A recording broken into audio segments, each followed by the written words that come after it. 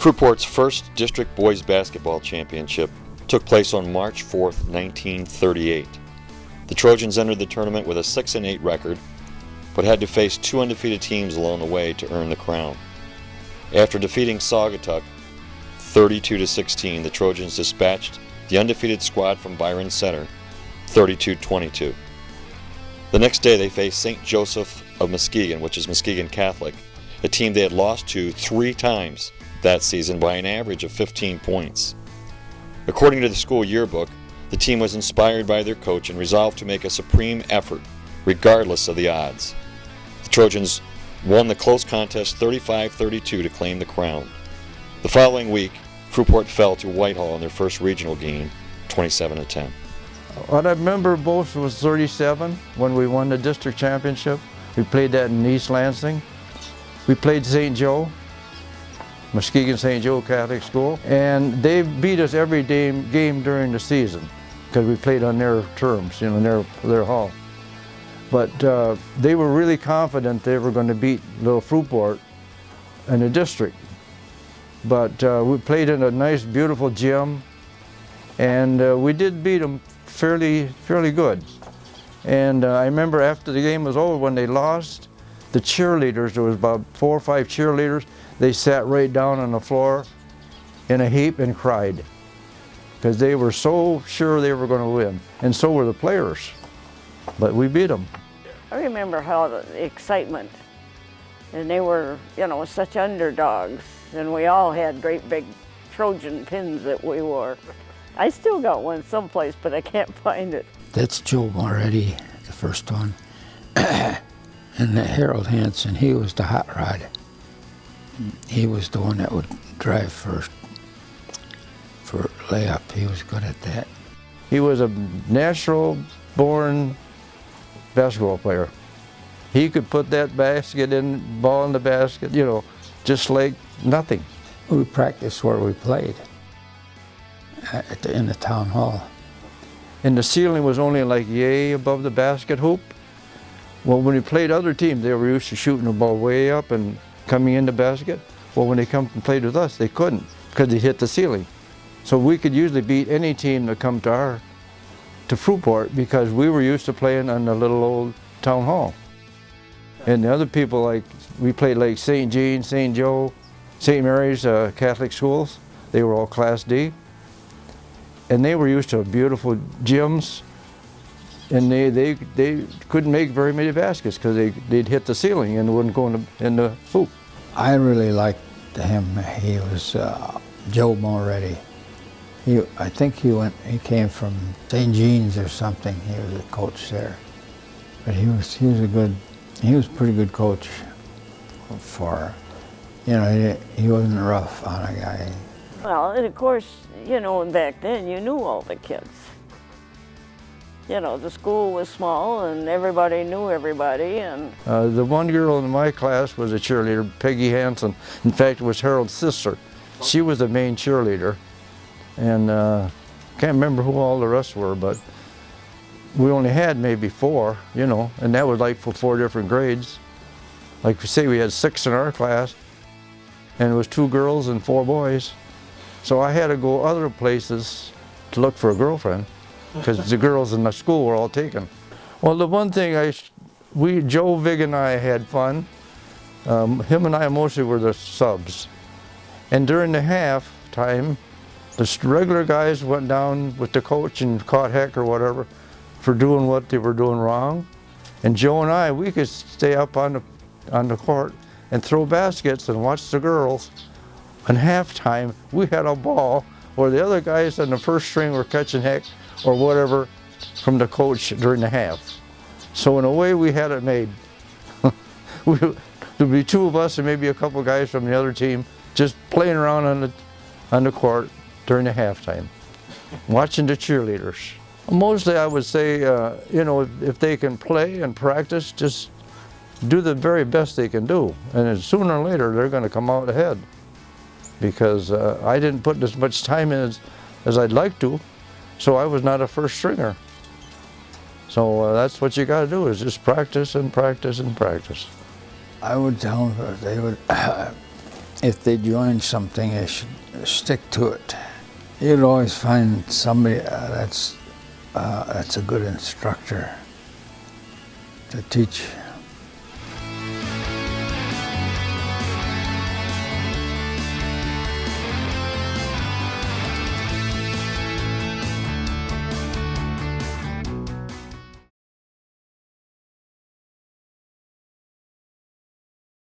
From the 1937-38 boys basketball team, we have Joe Vig and Gordon Eggleton to welcome to the stage. Congratulations.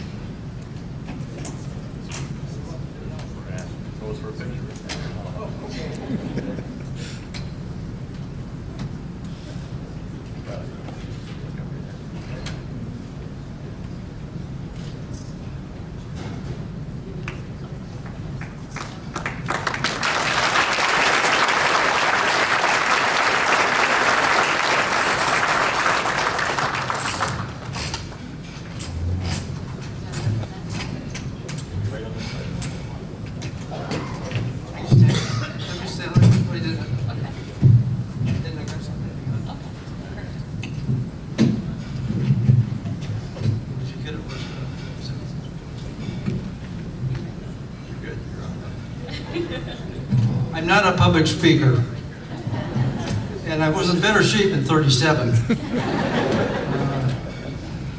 Was I could tell you a bunch of lies, I think. Well, I was going to thank Ken and Bob for having us, guys. And we went to a great school, even in the 30s and 40s. I met a lot of people along the road, and sometimes I'd run into somebody from a bigger school, and they'd brag, "Boy, Gordy, I was way in the top of my class." I said, "Well, so was I. I was 6th in my class. Oh, I wasn't quite that high." But then they asked me the question, "How many was in your class, Gordy?" I said, 6. So that's the way I got to school. But we had some great teachers, a great coach.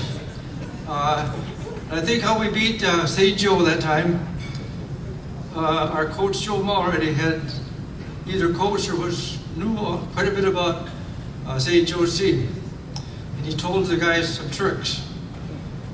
75 years later, don't matter, I can tell them now.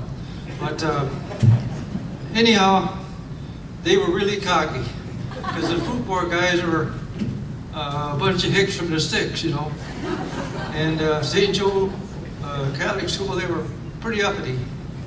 But anyhow, they beat us, I think, like the papers had, twice in the season. So they didn't have any problem thinking they were going to lose at the regional or whatever. But like I say, Coach Muller was a great coach, and he really fired up the guys. And we had one guy that was really, really good, Harold Hansen. And I wish more of the guys were there, but as far as I know, Joe and I are the only two left out of this bunch of guys. I think there's only about 11 of us anyway. We didn't have enough men for a football team, so we had a little track, basketball, and just minor sports. Oh, if I want to brag a little bit, I was second in the mile run in the region in East Lansing.